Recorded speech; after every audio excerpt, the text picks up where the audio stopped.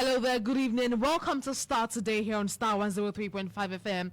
I am Tutuwaa Danso. Let's take a listen to the stories leading the pack this evening.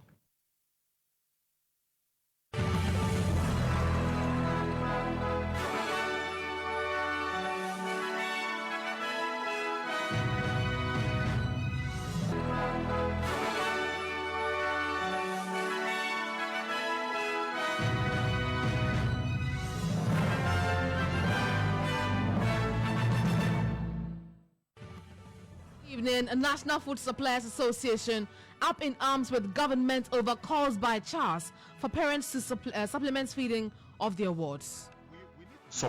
We need to support that one. I don't see that as a big deal. So if the heads are saying the kids should bring food, I don't think it's in order.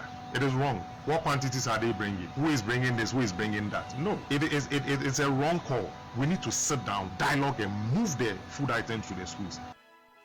Meanwhile, government is readying itself to hold an emergency meeting in the next 24 hours on the feeding crisis in senior high schools. Ahead of that crunch meeting, Akachi North MP Peter Nochukotoi has made some proposals on how the NDC government intends to decentralize the distribution of food.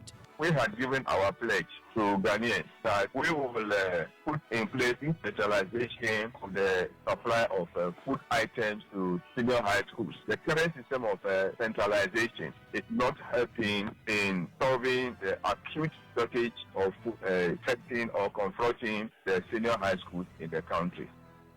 Tonight on Starr Today, you will hear from aide to President Mahama, who has questioned the immediate past government's commitment in sustaining the free senior high school policy.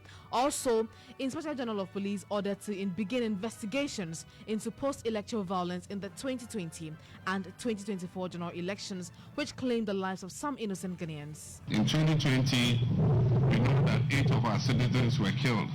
If these continue and justice is not served, then what it does is it breeds impunity. And that's why, as a party, we have said that we must investigate and find out what led to these killings so that we can take action so that they don't happen again. We will hear from a security analyst shortly on what he makes of this development. Also, give us someone with a better appreciation of the farming industry. That is the passionate appeal from the peasant farmers to President Mahama. My Star Radio in the USA, also live on Facebook on Starr 103.5 FM and on starfm.com.gh around the world. This is Starr 103.5 FM.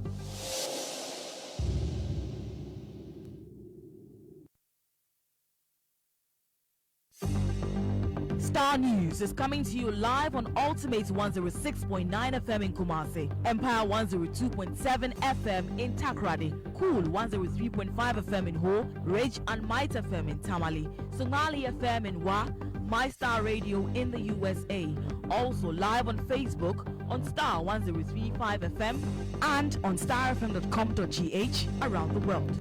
This is Starr 103.5 FM. Thank you very much for your time this evening. This bulletin is also streaming live on Facebook on Starr 103.5 FM. I am Tutuwaa Danso. Now, the IGP, Dr. Jojukufu Dampare, has been ordered to initiate an investigation into post-electoral violence during the 2020 and 2024 general elections, which claimed the lives of some innocent Ghanaians. Well, these incidents, which occurred in various parts of the country, have left a lasting scar on our democratic process. In a statement signed by the Secretary to the President, Kalistas Mahama, stated that the periodic updates on the progress of the investigation will help keep stakeholders informed to uncover the truth. Well, according to the presidency, this investigation aims to ensure accountability and justice for the victims and their families. Let's listen to President Mahama speaking during a national Muslim prayer and Thanksgiving service at the National Mosque in Kanda in Accra earlier today. Above all this, success in this election is a testament to the power of prayer and the unyielding faith of the Ghanaian people. Our religious communities, Muslims, Christians, and others, all united in prayer and action, demonstrating that when we put our trust in Allah, He will always guide us to success. I wish to specifically commend the Muslim community for its remarkable contribution to this success we achieved. Our imams, chiefs, and elders were unwavering in their efforts to preach peace, unity, and tolerance during the electoral process. Your prayers, guidance, and advocacy for understanding were instrumental in ensuring that tensions were diffused and disputes were resolved amicably. Islam teaches us that leadership is a trust and that peace is essential for progress. By following these principles, the Muslim community has once again shown its dedication to national unity and development. Even though this election passed on peacefully, we must recognize that a few of our citizens lost their lives. My understanding is almost 5 of our citizens were killed in the process of the election. This is not the first time. In 2020, we know that 8 of our citizens were killed. If these continue and justice is not served, then what it does is it breeds impunity.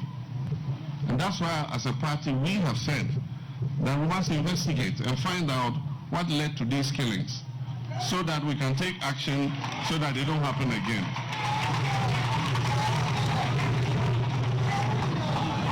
So I've asked my secretary, executive secretary, to write to the IGP to give us a report on the status of investigations into these killings. Justice must be done, and we also will ask the Attorney General when he takes office to determine fair and adequate compensation for the families of those who have lost their lives. That was President John Dramani Mahama giving his 2 cents on the killings that happened during the 2020 and the 2024 general election. But let me just take you through excerpts of that statement signed by Dr. Callistus Mahama, the Executive Secretary to the President. And it says that I have been instructed by His Excellency to formally request your office to initiate immediate investigations into the tragic deaths of Ghanaian citizens during the 2020 and 2024 general elections. Well, these incidents, which occurred in various parts of the country, have left a lasting scar on our democratic process, and it is imperative that justice is served for the victims and their families. And they're also requesting about 5 things they believe that the IGP can do, I beg your pardon, in order to help with the investigation process. But let's go over the phone lines now and have a conversation with the security analyst, Dr. Adam Buna. Doc, thank you very much for joining us here on Starr today. Now, first of all, the president has finally initiated or asked for processes to be initiated into the post-electoral killings in 2020 and 2024. How critical is this investigation? Well, yes, Tutuwaa, it's very critical, and good evening to your listeners. I think it is timely, it is good.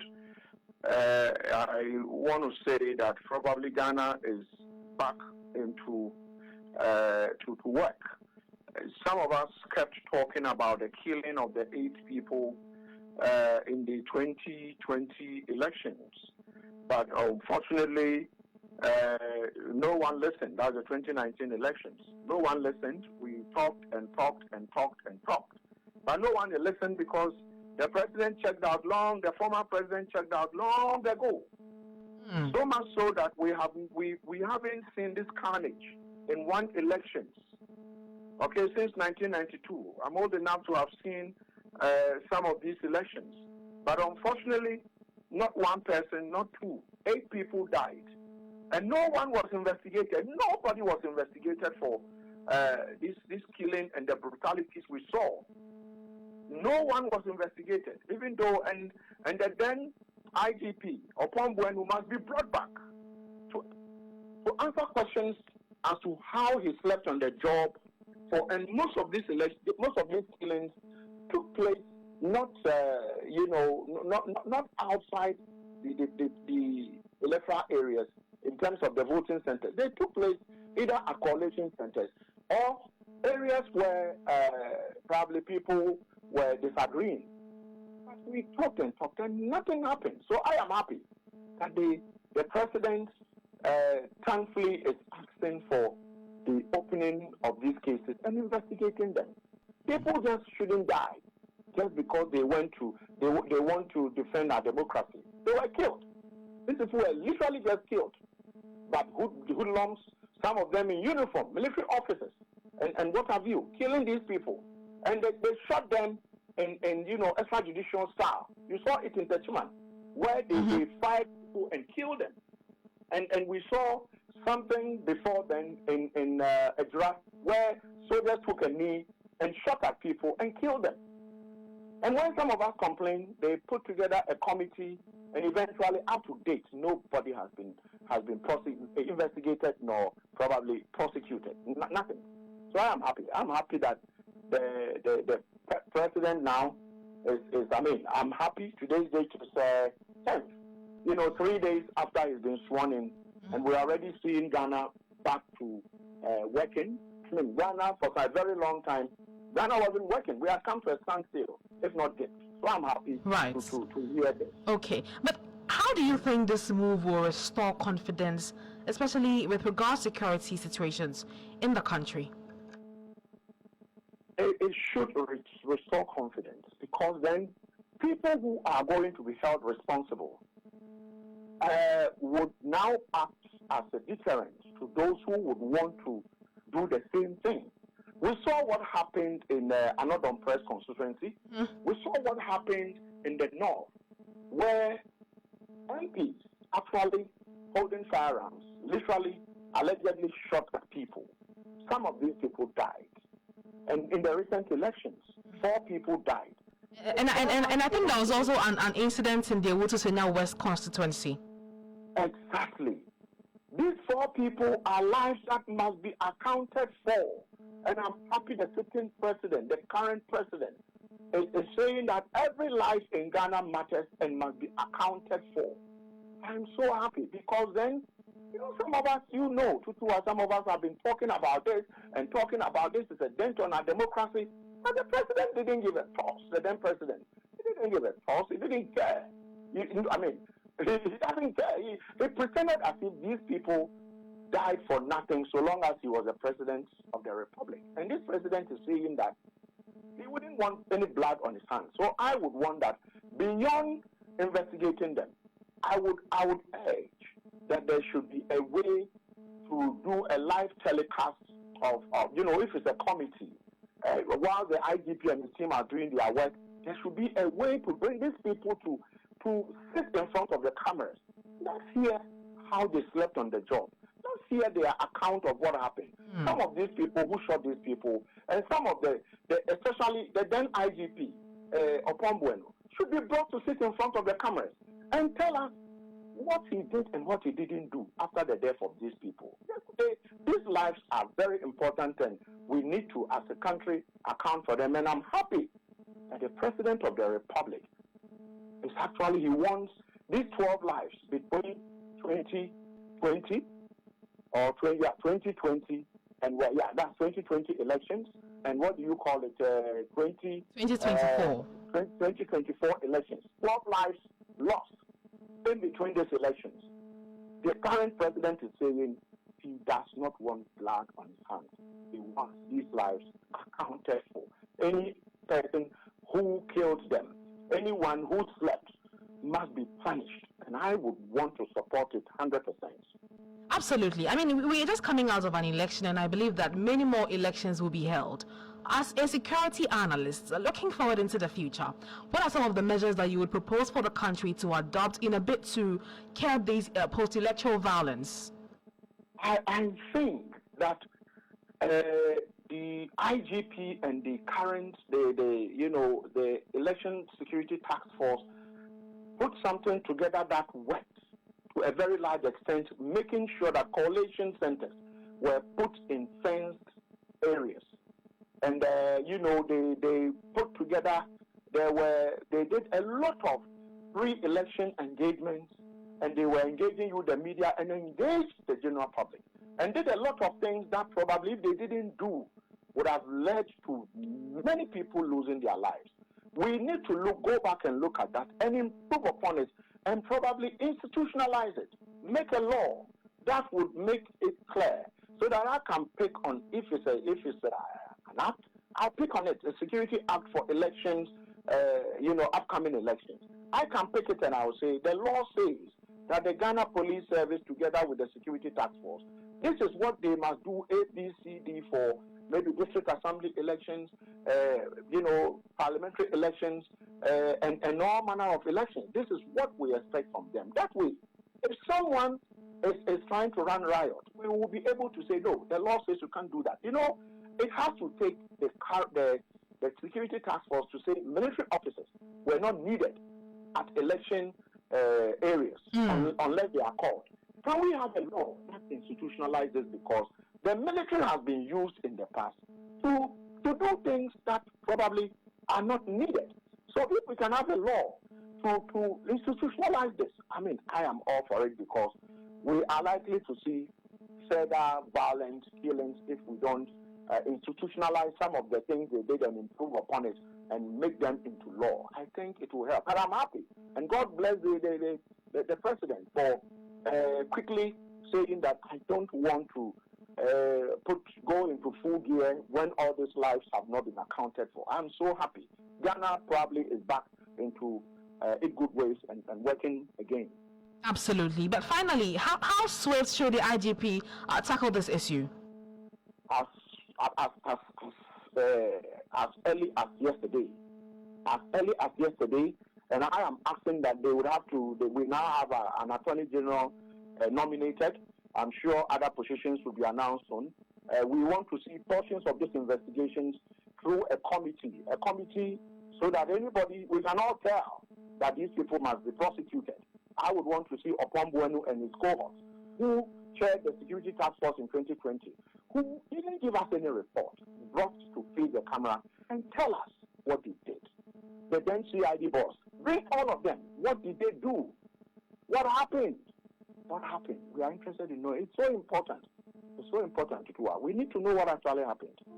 Absolutely. Thank you very much, Doc, for your time. That was Dr. Adam Buna. He's a security analyst, giving his thoughts on the president's move to request for an investigations into the 2020 and the 2024 death-related issues that claimed the lives of approximately 12 people. But let's still stay on the statement that was released by the presidency, signed by Dr. Callistus Mahama, the executive secretary to President Mahama. He says that I have been instructed by His Excellency John Mahama to formally request for your office to initiate immediate investigations into the tragic death of Ghanaian citizens during the 2020 and 2024 general election. While these incidents, which occurred in various parts of the country, have left a lasting scar on our democratic process, and it is imperative that justice is served for the victims and their families. Now, to ensure the investigations are comprehensive and transparent, we respectfully propose the following. 1, establishment of a dedicated investigative task force,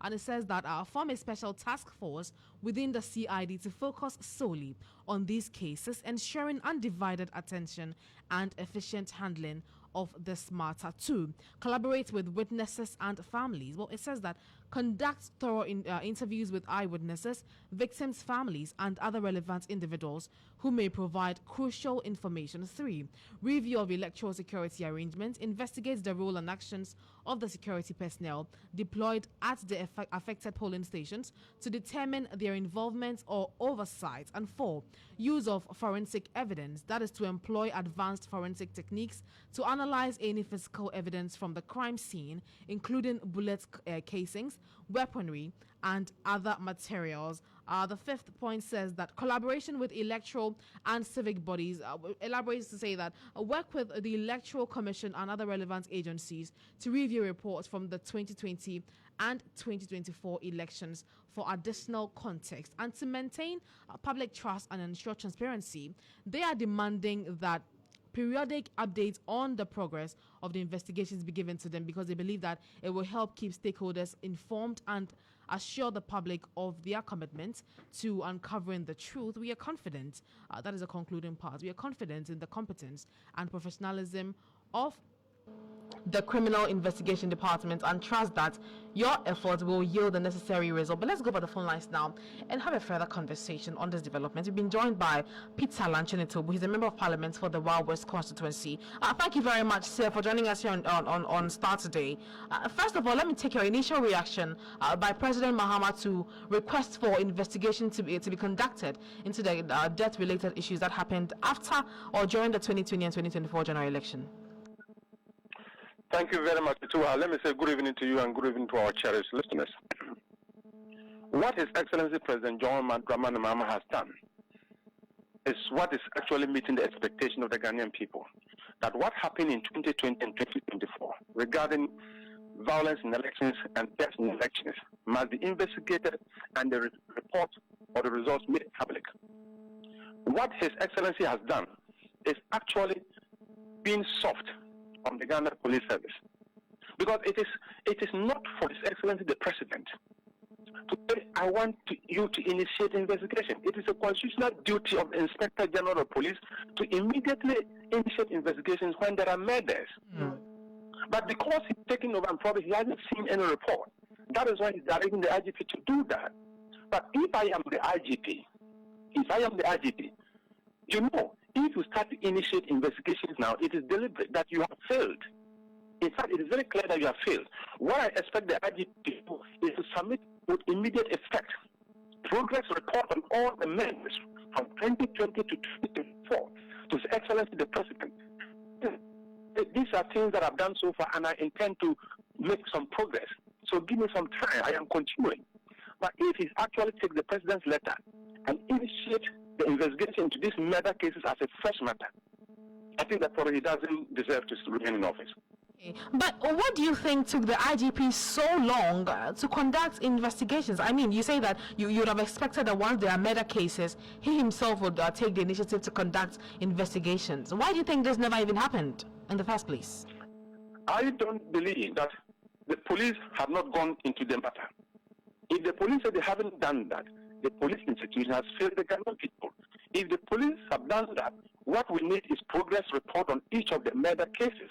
And we want to wait until the IGP says something to His Excellency the President. I want IGP to submit progress report on all the murder cases that His Excellency the President is referring to. Then we can take it from there. If he's actually done nothing about it, and he's going to act on the President's directive to initiate investigation, then he has failed big time. So now the President has given this directive. Going forward, what are your expectations really from the IGP? My expectations, as I've said, and I want to repeat, my expectation is that the IGP should furnish His Excellency the President's office progress report of each murder case that the President is referring to. Progress report with immediate effect. If there's no progress report and he has to initiate, that will be a huge disappointment to the whole police administration. All right, Honorable, thank you very much for your time this evening. I've been speaking to Peter Lanchanitobu. He's a member of Parliament for the Wild West constituency.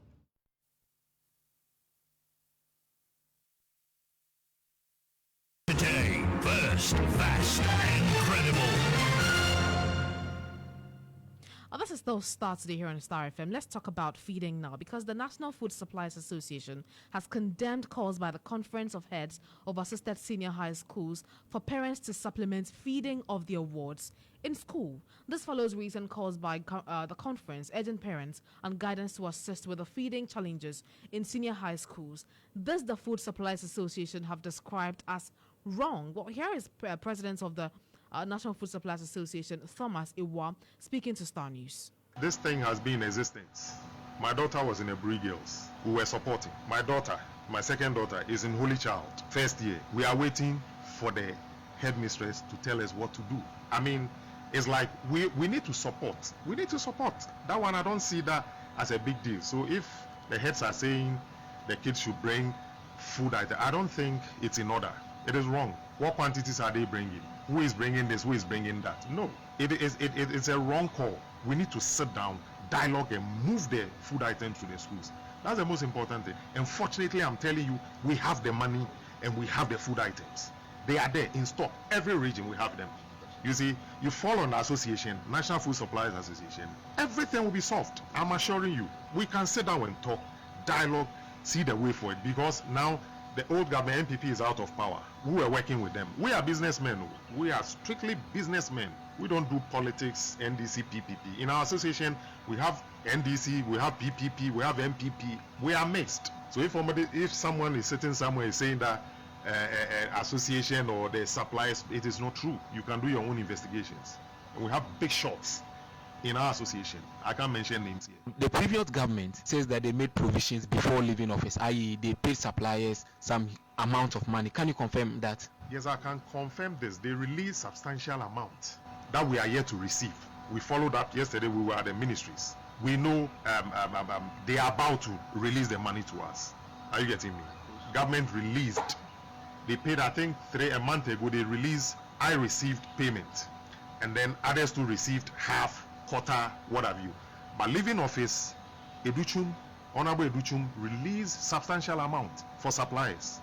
Even with that, what we have, we can solve the problem of the whole nation. But yet, we are still waiting for what we are supposed to receive. Today and Monday, I know every supplier will receive some amount of money that they will be comfortable to do their job. For money they released before they left. But we are yet to, the check they released, we are yet to receive. Now, Thomas Ewa also added that members are ready to ensure food is distributed by Monday to all senior high schools in the country if the government grants them a purchasing order. We, as National Food Suppliers Association, we supply the food. And we have changed, government have changed. So we are waiting for purchase order from the new government because we have food in stock. We have everything, all the food items, we have them. But then you can't get up and just go and supply, go to Accra Academy and say that I'm a supplier. I'm bringing 2,000 bags of rice. Who gave you that order? So that is what we are waiting for. We are waiting for the green light, go ahead, do this, do that, then we can supply. Because we are liquid, we have the money, we have food in stock, everything, we have them, everything is there. But we can't just go and supply without any order, authorization from minister or director or whatever. That is why we are waiting. We are ever ready. Even today, if they give us a green light, I can assure you we can supply every school, every part of Ghana by Monday, because the complaints we are getting is now getting out of hand. And for government to get its peace of mind, we know there's no money in the system, but fortunately, we suppliers, we have the money and we have food in stock. Are you getting me? We are ready. We are just waiting. Now go, then everything will go. You won't hear anything about food shortage or blah blah blah blah. I mean, once in a while it happens that maybe Akakami doesn't have oil. Presec have stock of maybe 1,000 bags of rice. They don't have tin tomatoes. Those are we don't call that one general shortage. Are you getting me? So we are waiting for the new government to give us a green light. You just heard from Thomas Ewa. He's the president of the National Food Suppliers Association. But let's go over the phone lines now and have a conversation, because Akachi North MP and the NDC's manifesto spokesperson on education, Peter Nochukotoi, says that the NDC government will decentralize distribution of food to address the persistent shortage of food in the senior high schools. And he's joining me over the phone lines now. Thank you very much, Honorable, for your time this evening. Can you confirm the emergency meeting that the government will hold in 24 hours concerning the food crisis in senior high schools? Yeah, thank you very much. As much as you are aware, there are challenges facing various sectors in the country. That of energy was in the news to the second day or the first day the president took office. Now we have another challenge on hand, which is the feeding of students in senior high schools. We have been told headmasters have asked parents to make sure that they give food items like gari and whatnot to their wards to come to school with, because they did not have food items in the school to feed the students. We are aware of that. That's the latest information we have got. This situation, as I said, will be resolved in the coming days. I indicated that the matter has come to the attention of government, and the technical committee, I am sure, will be working on it in the next hours or days that are ahead of us. So I can assure you that government has listened to the issues raised by the members of CHAS, that is the heads of second tackle institutions, and the needed attention will be given to it in the next or in the coming hours. So there's going to be a lasting solution to the food challenges we are facing in the secondary schools. But I indicated also that our manifesto stated clearly that we are not going to follow the centralization of procurement of food items for senior high schools. We are going to decentralize it. Funds will be made available to the heads of the institutions, and then they will buy food items that are needed to feed the students. They will be held accountable for the resources or money that will be sent to them. We have discovered that the centralization of supply of food items brought about under invoicing, where the food items that were meant, the quantity, never reached the various senior high schools, and we need to stop that. So the decentralization is one way of curbing or stopping the under invoicing and then food supply that did not meet the quantity that was paid for by government. So parents should just give government a few days, and I can tell them these problems will be solved. I want us to stay a bit on, your plan to decentralize the feeding system. I mean, how do you think that it will address the issue of acute shortage of food? The centralized system, as the previous government did, was that they created food distribution centers in the regions. For instance, in Greater Accra, you have to come to Presec.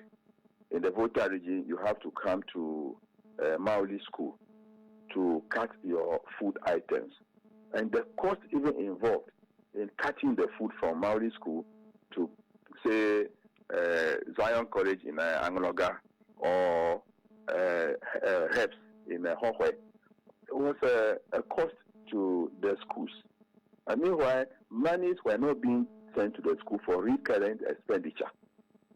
So it was a very big problem for heads of second tackle institutions.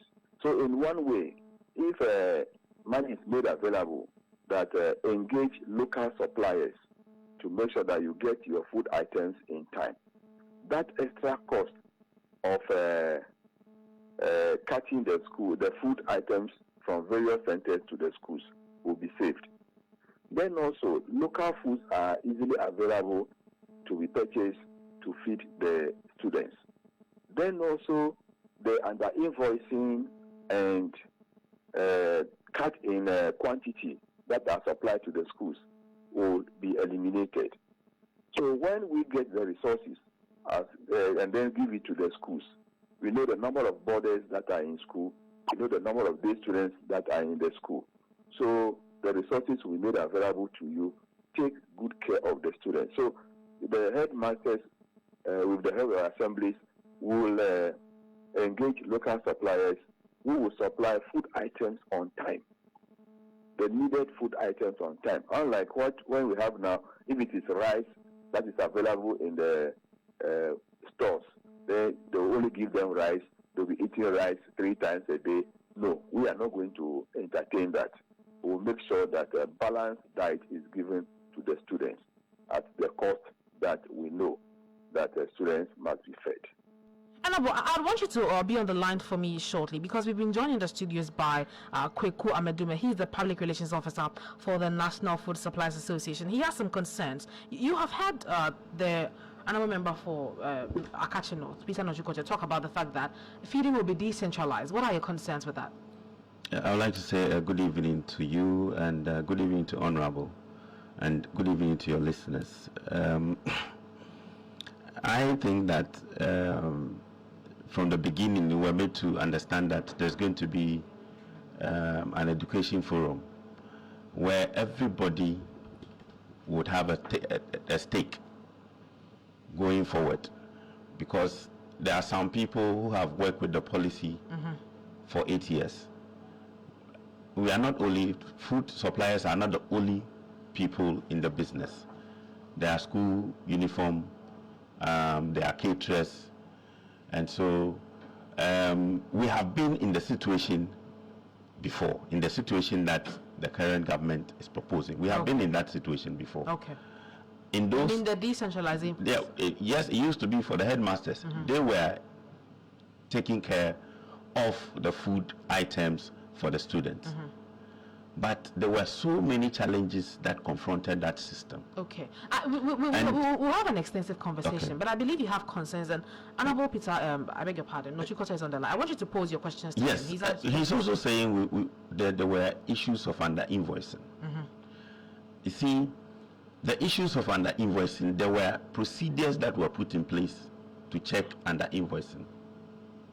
So my suggestion is that, as they have suggested that there's going to be an educational forum, you see, all of us will be invited. Perhaps the information we might provide, it might help them better be informed on how to decentralize it, or maybe change their mind on decentralizing it. So I think that it is not about having argument and debate on the issue. The current issue at stake now is how to get the food across to the students. But the issue of decentralization or centralization is a bigger topic we need to look at. Okay, I want him to respond to that. Honorable, I believe that you heard him. He wants to be, he wants he and his association to be involved in this educational forum. How do you respond to that? Oh, thank you very much, and good evening to my friend Mr. Mazume. I am sure they are facing a very big problem now. The huge sums of money that they are being owed, how they will be paid. This is one issue they are seriously thinking about. I sympathize with them. With time, I think everything will be okay. Yes, we currently have a situation on hand. We must solve that situation now, so that our students can have their meals given them at the appropriate time. That is an issue we want to resolve first. But going forward, we're going to have the stakeholder engagement, where various people who have been engaged in the free senior high school program, parents, teachers, CSOs, academia, every group of PTAs, everybody will be involved. President Mahama promised that within the first 120 days, all these things will have to take place so that we can see the way forward. But what I'm talking about, the decentralization, is a manifesto promise that we have given to the people. And that one, we will go by it. So when we invite them, I think the challenges that he said existed in the decentralization, they will bring them out. And then we'll see how best we can weave around it and make sure that those challenges, those bottlenecks are removed, so that they don't become part of the process any longer. Let me just thank him that they have done very well. They did their best to supply food items. We engaged them when Buffer Stocks refused to pay them some 1.5 years ago, and the way the government went about it. But I want to just assure him that we are going to be transparent in dealing with suppliers who will be engaged. I know school uniform suppliers have not been paid for some 2-3 years now. I think we should work at those things and make them things of the past, so that when you use your resources, invest your resources in government projects or programs, you should be paid at the appropriate time, so that you can get good returns on your investment. So we will bring everybody on board. We will not forget them when the time comes, so that we can tap on their experiences and advice to make the program or the policy better than we have come to meet it. Absolutely. Thank you very much. I would have to leave it here. That was Peter Nochukotwe, the Member of Parliament for the Akache North constituency, and also the NDC's spokesperson on education. Well, let's come into the studios now, because I still have Kweku Amedume. He's the Public Relations Officer for the National Food Suppliers Association. Now, I'm interested to find out. I mean, Charles came out a few days ago to say that parents should give the awards food to school. it seemed like a very worrying development. How did we get there, first of all? Okay. The issue, you should have expected this situation. Okay. Number one. Why did we have to expect it? Because the implementation itself has no regulations. It has no act.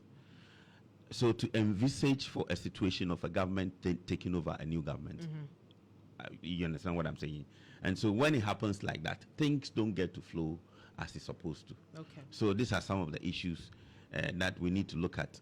And then my main worry has to do with the decentralization the government is proposing.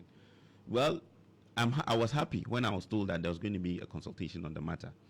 But there are issues we need to look at if we really want to decentralize it. Because the issues Honorable is complaining about has nothing to do with who is procuring, whether it is a headmaster or it is done at the buffer stock. If at the end of it all, the student gets the food to eat, we have achieved our objective. That is the ultimate goal. That's our ultimate goal. But here we are. The decentralization has nothing to do with the food shortages on the schools. It has to do with money. If you make money available, the food staffs will move to the schools. If there's no funding, there's no way government suppliers can go and procure. If money is owed to government, if suppliers has money with government over 300 million, 400 million, you don't expect food to be in schools. There will be shortages. So I was happy when I heard the president indicate that the major problem confronting the free SHS, the feeding program, is funding. We need a sustainable funding for the implementation of the policy, right, not the decentralization of it. Talking about the headmaster, I want to zero down on the headmasters who are now yearning to take over the procurement. The feeding, right. These things that we do, it's not as if when government gives us the contract, government gives us money. We go to source for our own individual funding to put into government procurement. And then government gives us sometimes 3 months, sometimes 1 year before we get paid. So would government be able to make funding available consistently for the headmasters? If, for instance, government feel at a particular time to honor its commitment to free SHS headmasters, would the headmasters be able to raise funding to go and procure the items? They wouldn't be able to have the capacity to go into the market to raise funding to procure the items. So it has to do with... How do you know that they won't be able to procure funding? You see, we have done this job over 20 years. So we have built capacity for ourselves. Okay. So whether you give it to the headmasters or you don't give it to the headmasters, they will still come to us for the food items. Our worry is I'll be more comfortable that a government institution owes me money than headmaster owing me money. Because we have been through situations where before the implementation of, or before bringing buffer stock into the picture, the headmasters used to take charge of the procurement. We had instances where the student had gone on demonstration because there were no food on campus. We had instances where food items were delivered to particular secondary schools. At the time you go for your money, you were told the headmaster has been transferred and there's no proper record keeping. These are issues that the GES know about. These are issues that we all attend meetings. These are issues that as leaders of associations, when we get into this is what we discover. The headmasters know the challenges. Currently, the social media videos that is going around, you see people complaining about the food not being wholesome. The food not being wholesome has nothing to do with decentralization of the food items.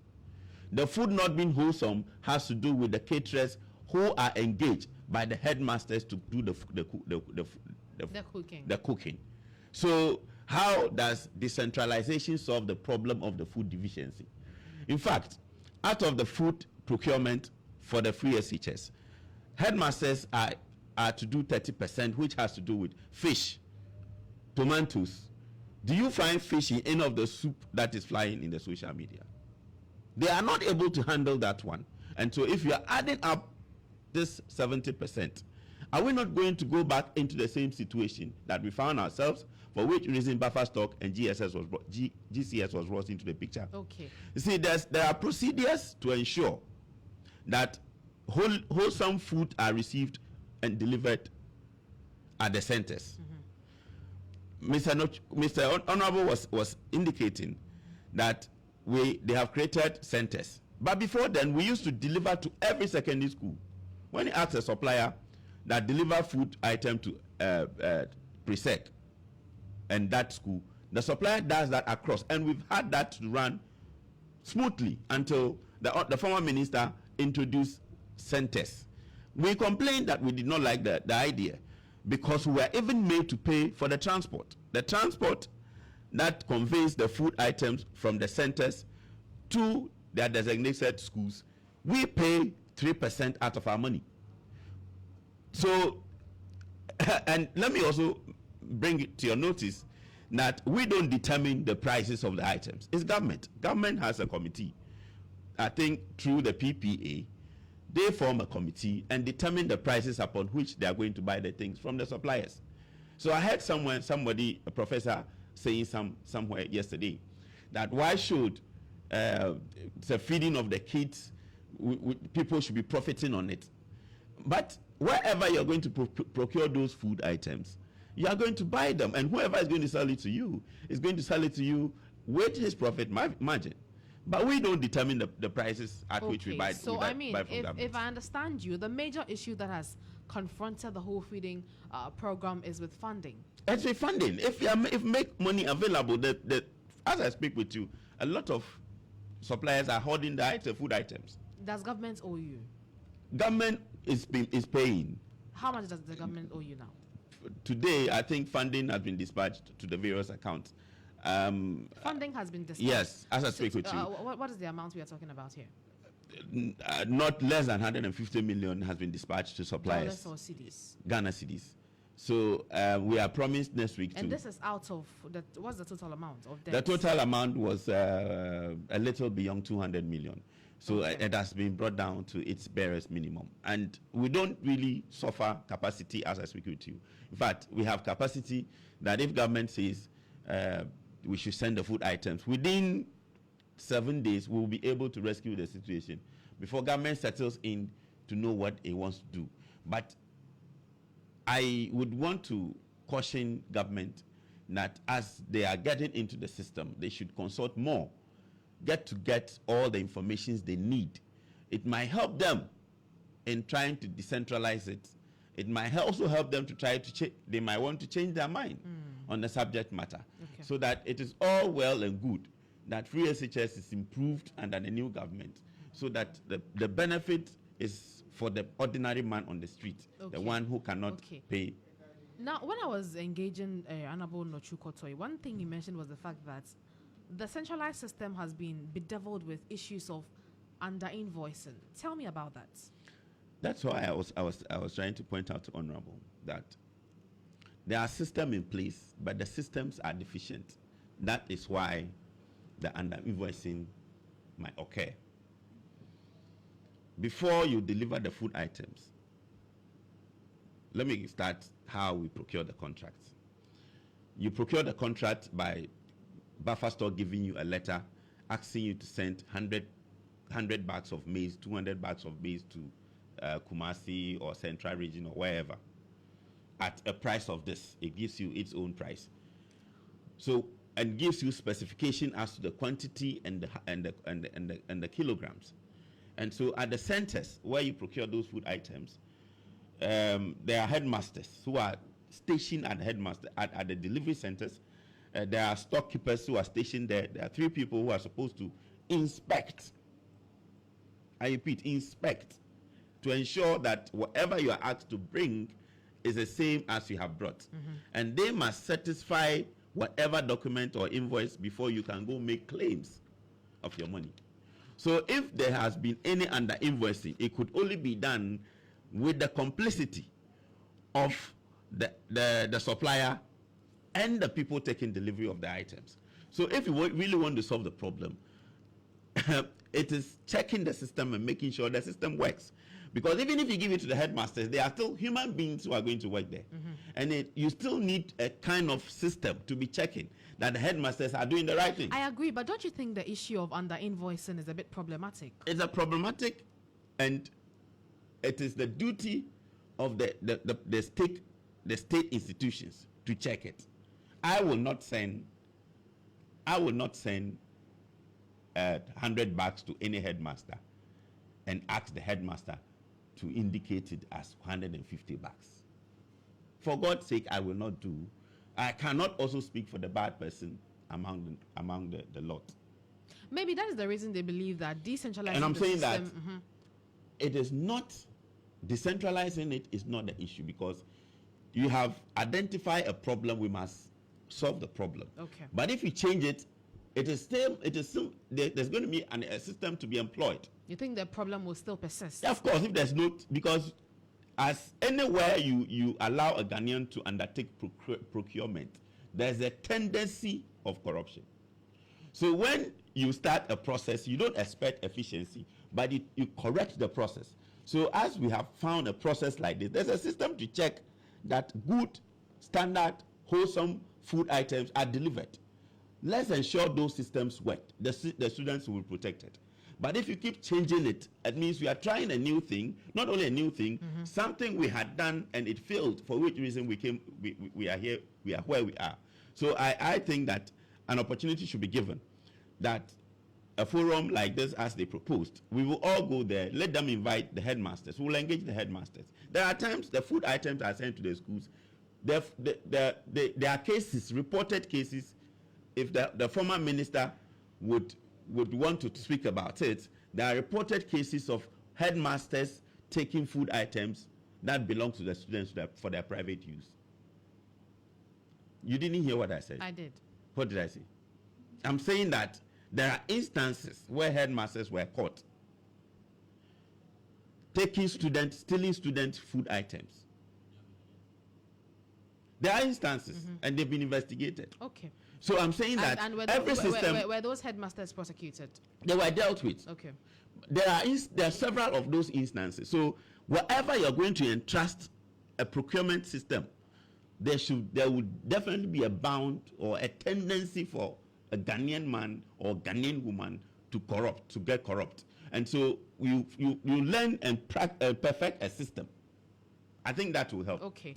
Because if you give it to the headmaster, you still have to have a system that ensures the headmaster does a good thing. So are we now going to be perfecting that system and leave this system? So let's study it. Let's open up a forum. Let's all have a look at, because we have been dealing with this system for long. And so we can give a better advice if indeed decentralization is the way to go. Okay. Now, talking about giving a better advice, I'm happy that you were able to engage Nochu Kwasa, who gave you the clarity that your association will be involved in the educational forum that you want to be a part of. You say you have ideas to propose. What are some of these ideas that you may want to propose for the decentralization? Because they insist it is a campaign promise that has to be fulfilled. So it looks as if that is what they're going to stick by.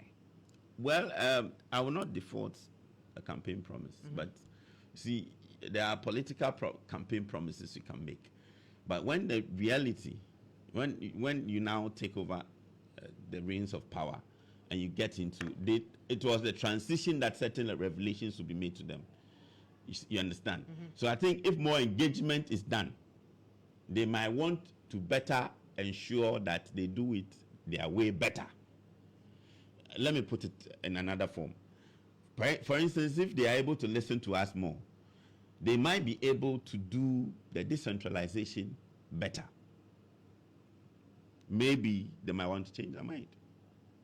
But practically, I just want some of the ideas that you will propose to them in case they say that, oh, the forum is happening this evening, so we need your ideas, because you say you have been in this industry for 2 decades now. Yes. You're well versed in Yes. supplying food. What are some of the ideas that you think that when you propose will make the decentralization of the feeding system much better, so we don't have to have issues where Charles is asking parents to now give the awards foods to school?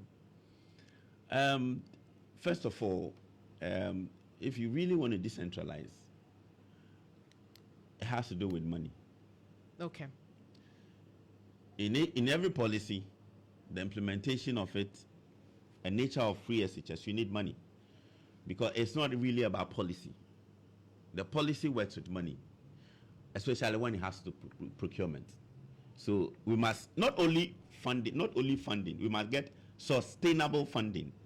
They've been able to fund this for the 8 years. So we need a funding that can sustain it so that we will not get the strenuous events we had earlier in this implementation. Okay. That's number one. Number two, we must have an effective supervision. You see, if you say decentralize, you are decentralizing a tendency of corruption. You are decentralizing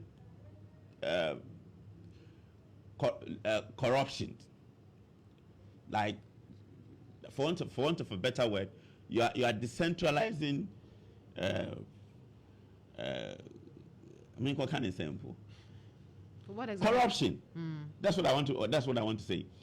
What I want to say is that anywhere government is to procure items, there's a tendency to corrupt. So they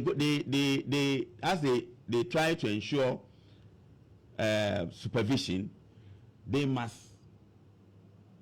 keep their eyes on the ball and don't allow politicians to play too much role in the implementation. Elsewhere, administration, political figures were playing too much roles in the implementation. Okay. For instance, if money were allotted to suppliers, if you're not closer to any big man, you can't access your or if you don't belong to the political party in power, you don't get paid early. That was the issues that you were Those facing. were the issues. Okay. And those are the issues that affect the shortages of the things on the school. We have shortages because there's no money available for government to give us, for us to also send the food items. As I speak with you, most suppliers are stocking the food items. I am currently buying beans, natura, and Atebu. I'm not intending to release it now because the last week when I bought it, the price has increased. I've made 300 cedis within 2 weeks by keeping it. So if you're telling me government, I'll be reluctant to release my beans to government. So I'm better off keeping it than giving it to government. And so if government, by this time, I'm not compelled to give my product to government. There's nothing that will make me to send my items to government. Unless, of course, there's a clarity in the relationship government wants to build with me. Before then, when we had exigencies like this, where government had to come in. They call something emergency policy. Okay. Without anything written on paper, they can say, oh, supply to all the schools, because we have a system that we can reach to all the schools in the country. So supply to all the schools and give me an invoice of this. We supply within a week, it is gone. Okay, so in wrapping up, I think government needs to be a bit proactive on the free SHS implementation.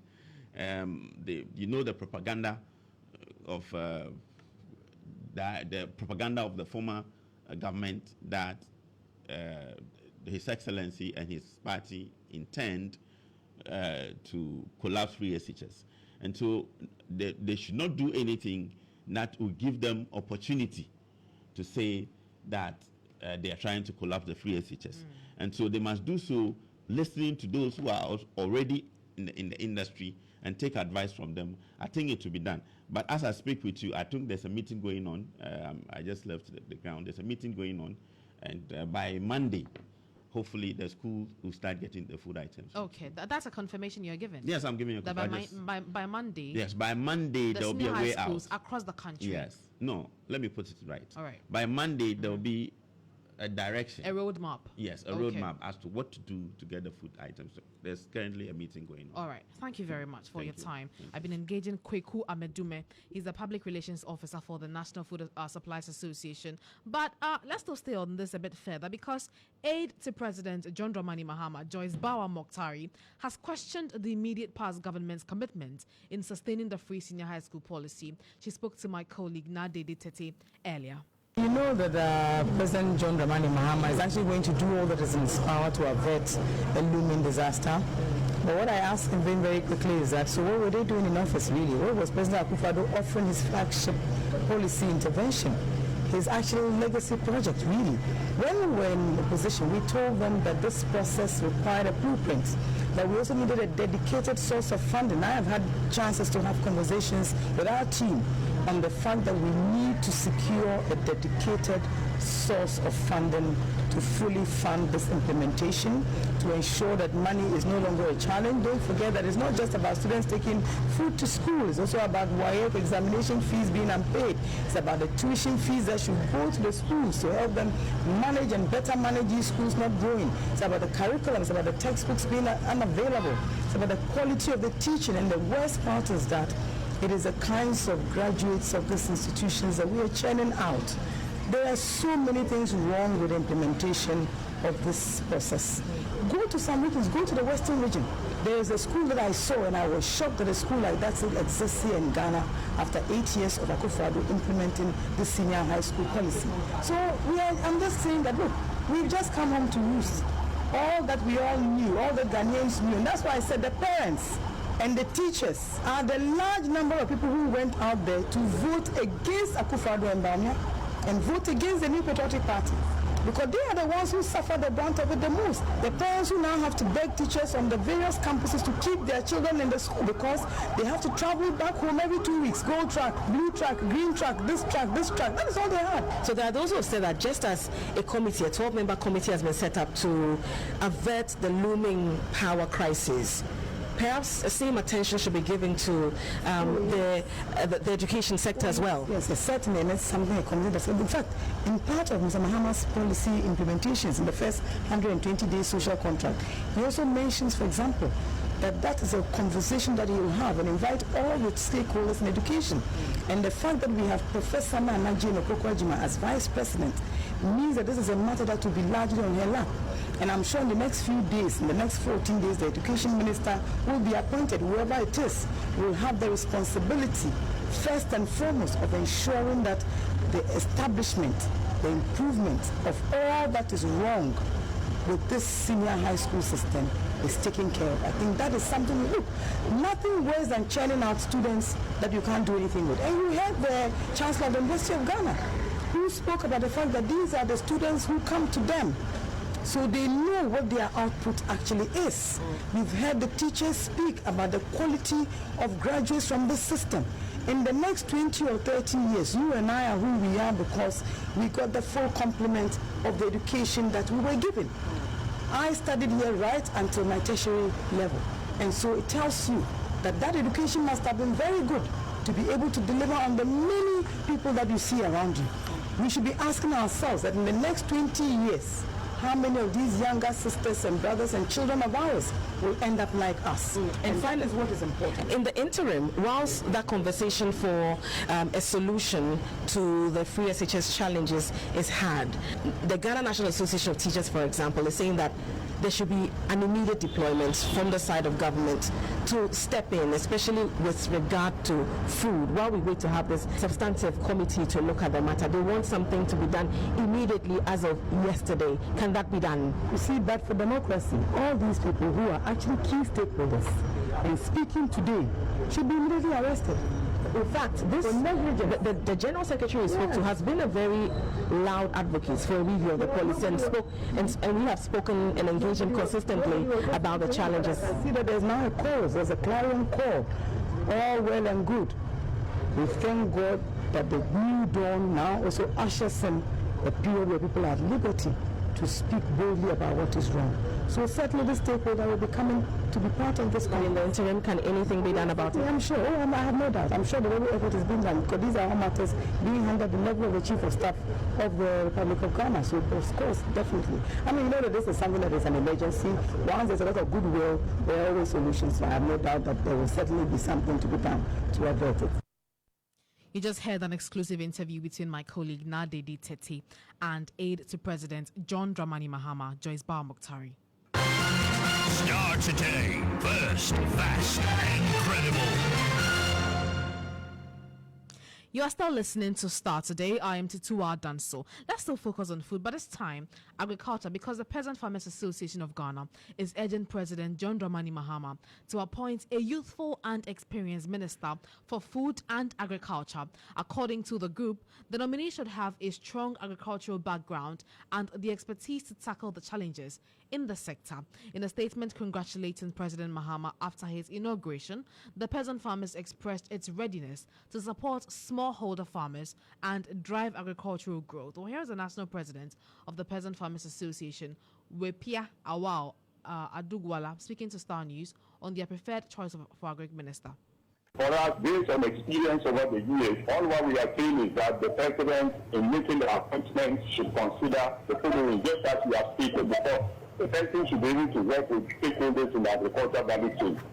But we are not out there to put up a need that the president will appoint ABCD. But what we are saying is that if the president appointing anyone, the president should consider this criteria that we have outlined will be very, very important in helping us and the minister to be able to move agriculture forward. Because without the stakeholders, it will be difficult for them to do it alone. So basically, this is what we are saying, but we are not out there to put that thing. The president knows his people, is appointing authority, he knows the people that is going to scrutinize.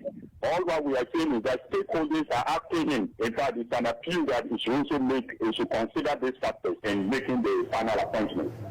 Interesting. So in terms of what John Mahama should be prioritizing, in your statement you mentioned the Palugu multi-purpose dam, and you also talking about the presidential pact, among others. Why these ones?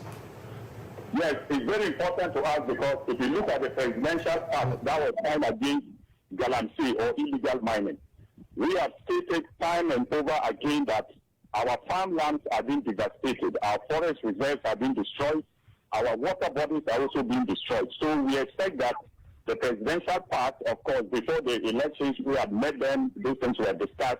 It should be implemented to save the farmland. Because if we design all the nice agriculture policies, then at the end of the day, the land is being destroyed, the water bodies are being destroyed, and the forest reserves, where are we going to implement these policies? You just heard the national president of the Peasant Farmers Association of Ghana, Wepia Awao Adugwala, speaking to my colleague Joshua Kojumensa earlier. But meanwhile, Dr. Pascal Kaba, the Deputy General Secretary, says the President, John Dramani Mahama, should identify someone who will collaborate with their stakeholders and help the GDP grow. But he's joining me on the phone lines now, so we're going to have a conversation. Thank you very much for joining me here on Starr Today, sir. Now, you say that the President should appoint someone who will collaborate with your stakeholders and help the GDP grow. How so? Yes, good evening to your listeners. As you are aware, we are an agrarian economy. However, over the years, the GDP, the agriculture contribution to GDP has not been that significant. Other sectors have overshadowed the agriculture sector. Meanwhile, we are an agrarian economy. And so, it's very important that we redirect our efforts towards where we have competitive advantage. And where we have competitive advantage is the agriculture sector. And so that is why I'm saying that somebody who should look at us in terms of growing the agriculture contribution to GDP, and also look at sectors such as cocoa board. Or if you take, for instance, cocoa board, over the years, we are now ranging between somewhere 400,000 metric tons in terms of production. And cocoa board is under the Ministry of Agriculture. So someone who can make us go back to somewhere around the 1 million metric tons, then these are the kind of people we think that the president should identify and then give them the nod for them to help the sector. Also talk about the fact that that person has to be young and capable. Why does he have to necessarily be young? No, not necessarily young, but it should be somebody. You see, if you look at agriculture, if we look at agriculture is changing trends. We are modernizing in terms of the agricultural sector. And so if somebody who doesn't understand that now grading is becoming technological as well, it becomes difficult. So if you have somebody who is not like those that usually say computer age, if somebody who doesn't understand that things are changing and then there's a need for us to change the dynamics in terms of what we do in terms of the agriculture sector, then it becomes difficult.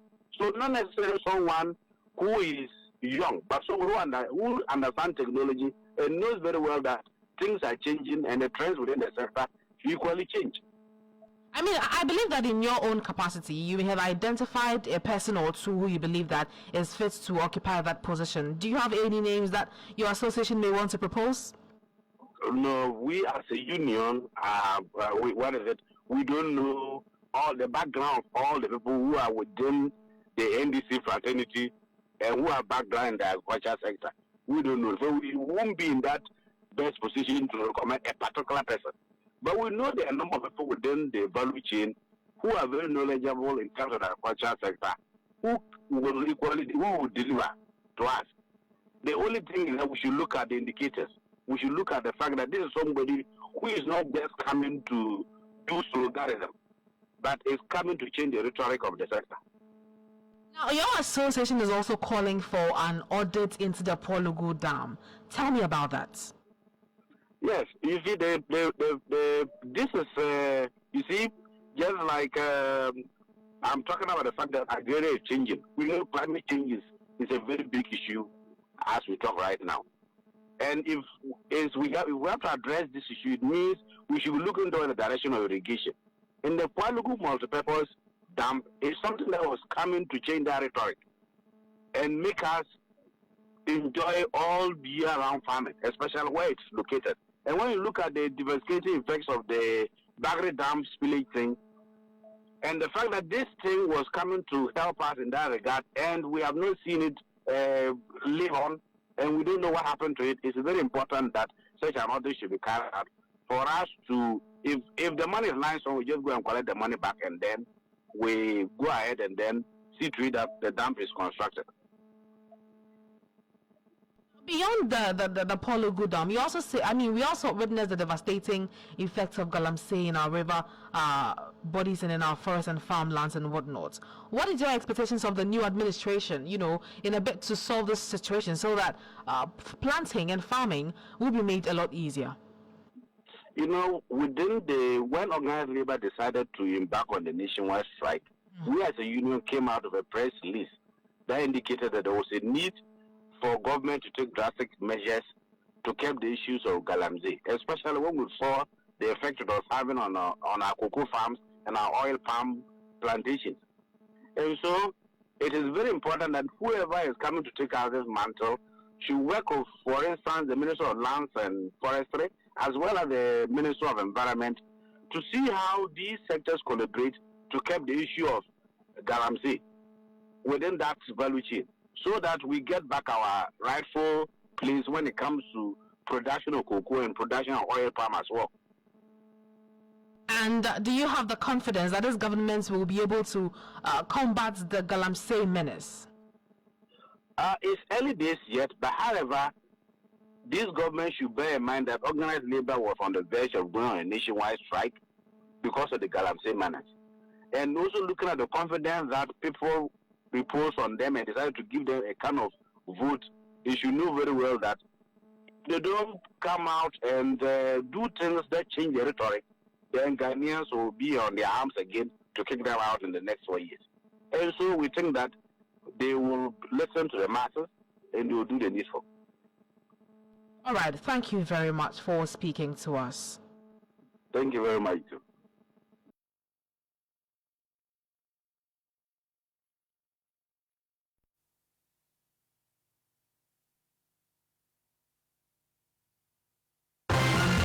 Starr today, first, fast, and credible. You are still listening to Starr today. Now let's talk about one of our headline stories now, because there have been reports of attacks on some public institutions and installations by some supporters of the governing NDC since the swearing in of President John Dramani Mahama. The latest entity to suffer a similar fate is Electrochem Limited in Diada, Songo. Now, the attacks by the indigents who have been at loggerheads with the firm caused significant damage to equipment and other properties in that area. Now, speaking to the media, operations manager of the company, Nene Opio Siada, recounted the ordeal which occasioned significant damage to the company's its staff and its operational equipment. Just the warehouse, but it is the entire sector A concession that was attacked. When I say sector A, from here where we stand is the sector A. The warehouse was attacked. We have CCTV cameras all over the place. So from our CCTV cameras, we realized there's something going on. We realized from the footages that people have entered into the warehouse, the one just behind us, and they were carrying pumps, things that belong to the company. When we entered now, I realized we have about 5 jungle motorbikes which belong to the company. It's not in the warehouse. Car tires, oil, water tanks, pumps, almost everything is out from the warehouse. I continue all the way to my workshop where we have workers sleeping, which we normally call it the bungalow.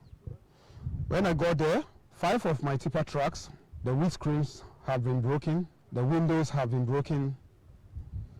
My fuel pumping station was vandalized.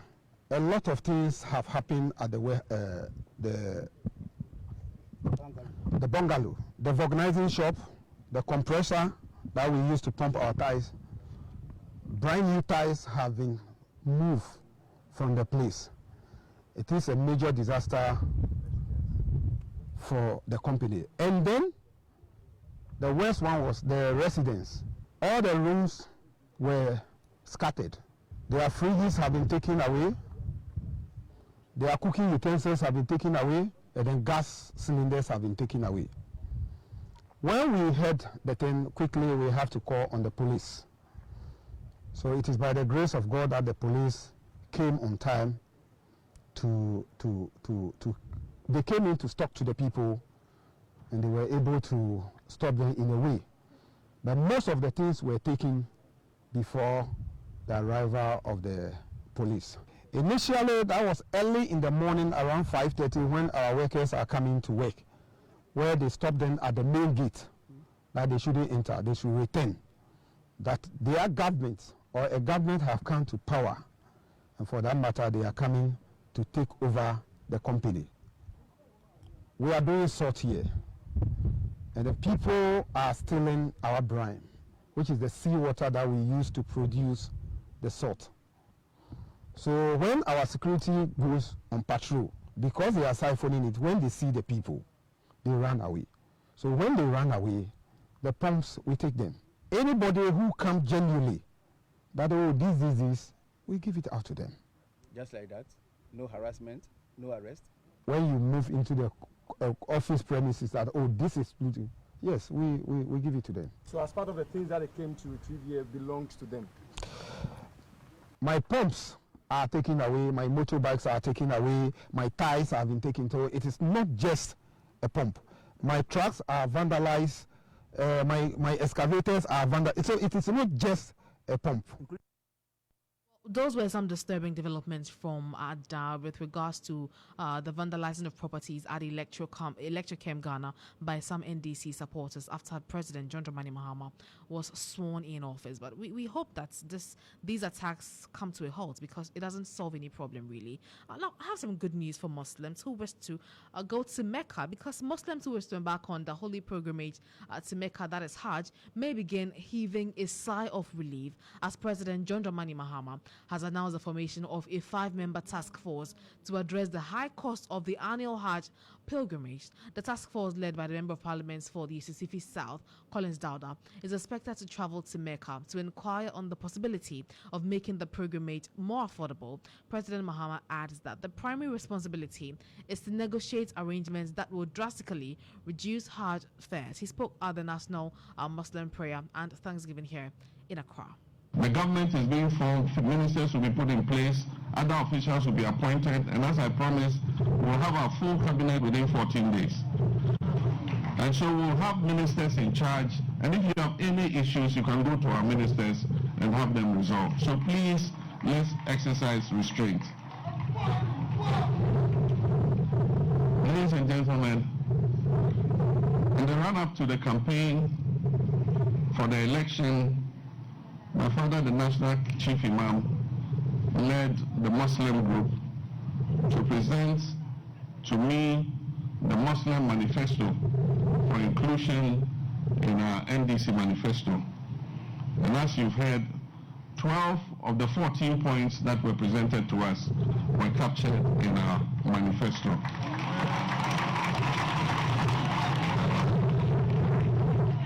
We intend to keep our promise that was made to the Muslim community.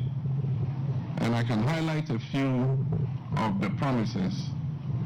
And one was that we will reduce Hajj fares drastically. I have formed a Hajj task force that is led currently, 5-member Hajj task force that is led currently by our longest serving MP, the Honorable Collins Dowda. And they'll be leaving for the Holy Land on Monday to participate in the Hajj conference. And one of the tasks that I have given them is to go and make arrangements so that we can bring the Hajj fares as low as possible so that as many Muslims who intend to perform the pilgrimage can do so. We promised to add one more holiday to the Eid al-Fitr. So as soon as Parliament settles, we're going to amend the Holidays Act to include an extra holiday on the occasion of Eid al-Fitr. And so this year, after we finish the fast of the Ramadan, we will have 2 holidays for the Salah festivities. Well, seems like 2 good news for our brothers and sisters who are Muslims. First off, they get their Hajj fares reduced, and secondly, they get an additional holiday. They must be happy now. But Special Aide to President John Dramani Mahama, Joyce Bawumia, has criticized the Akufo-Addo administration for failing to provide the necessary emolument to John Dramani Mahama as a former president from 2017 to 2024. Now, speaking to Sewa Ami here on GH Today, Joyce Bawumia attributes the previous administration's failures to meet its constitutional obligations, noting that the constitution mandates the government to pay emoluments to former heads of state. She further disclosed that the Mahama government would not have neglected to provide emoluments to Akufo-Addo had he been in the same position. For the citizens to offer a former president 1 house or 2, I think it's not too much to ask. What President Akufo-Addo and Vice President Mahmoud Bawumia did to John Mahama is a matter that we would rather leave in the books of history. Unfortunate, regrettable, unnecessary as it was, I'm delighted that we came out of it. There are many things also that are still outstanding. You know, he never got his office, for example. And I think there's even a requirement that they be given a home even in the places where they come from. Mr. Mahama still has his own house in Bole, for example. He lives in his own house in Accra.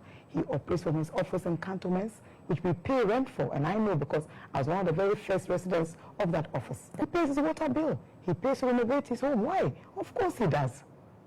He does. Joyce Bawumia is the aide to President John Dramani Mahama. Now, tensions reached a boiling point as aggrieved members of the NDC in the Ablekuma North constituency stormed the Electoral Commission's regional office, demanding the declaration of their parliamentary candidate, Irabna Obin, as the rightful winner of the parliamentary race. Ablekuma North remains the only constituency without a representation in parliament after an inconclusive coalition process with the NDC, accusing the Electoral Commission of bias. Well, here is Director of Elections of the NDC in the Ablekuma North constituency, Daniel Torinyenga, speaking during the protests. Oh, we are here to just inform the EC that whatever they intend doing, we know about it. We know about what they intended doing even yesterday, where they did not even invite the NDC, but we heard them. We heard them calling for the MPP side to come and continue the recoalition, even though they didn't come up. Now, then again, we just want to inform them that the will of the people must be respected. On the 10th of December, EC declared our candidate a winner. And not just declaration, but the declaration form was filled. And we have a copy of the declaration form. Why are they forcing to change the will of the people? They are hell-bent to change it because the NPP are in bed with the top hierarchy of the commission. That is not right. And that is the main reason why we came here, to inform them that you have already done this. We want you to go ahead and do your declaration just as you did on the 10th of December. That is all. It is not for my call to say we don't mind. If we don't mind, we wouldn't have even been on the table from the word go. We want the right things to be done. That's why even when it came to us, we were able to provide pink sheets to come and then at least support our claims that all that the MPP were bringing were altered.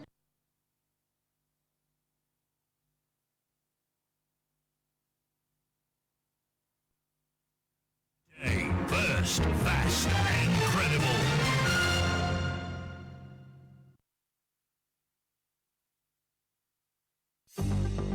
Starr News is coming to you live on Ultimate 106.9 FM in Kumasi, Empire 102.7 FM in Takrady, Cool 103.5 FM in Ho, Rage and Might FM in Tamale, Somali FM in Wa, My Star Radio in the USA.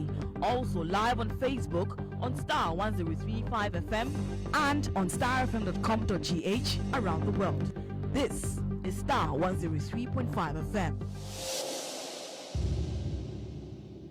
Now, before we take leave of you, let me just finish you with this news coming in, which indicates that Parliament's Appointments Committee will vet Mahama's first batch of ministerial nominees from next week, Monday. You recall that yesterday, certain nominations were made with regards to the Finance Ministry, the Minister designates for Energy, and of course, the Minister designates for Attorney General. Let me just run you through their names. For the Finance Ministry, it is Honorable Dr. Kasiwato Forson. For the Ministry designates to the Energy Ministry of Energy, it is Honorable John Abdullah Jinapo, and of course, for the Minister designate for the Attorney General and Ministry of Justice, it is Honorable Dr. Dominic Ayene. That vetting will take place starting Monday. But that is how we wrap up this edition of Starr Today.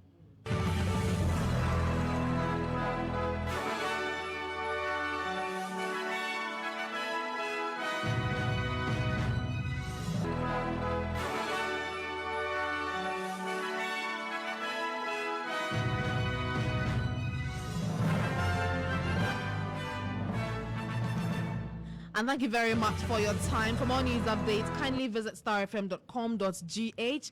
I am Tutuwaa Danso. This bulletin was produced by Echo Anan Benjamin Saki, Prince Asian, and of course supported by Emmanuel Donko and Joey. We are back on Monday with more news updates for you. Have a lovely weekend.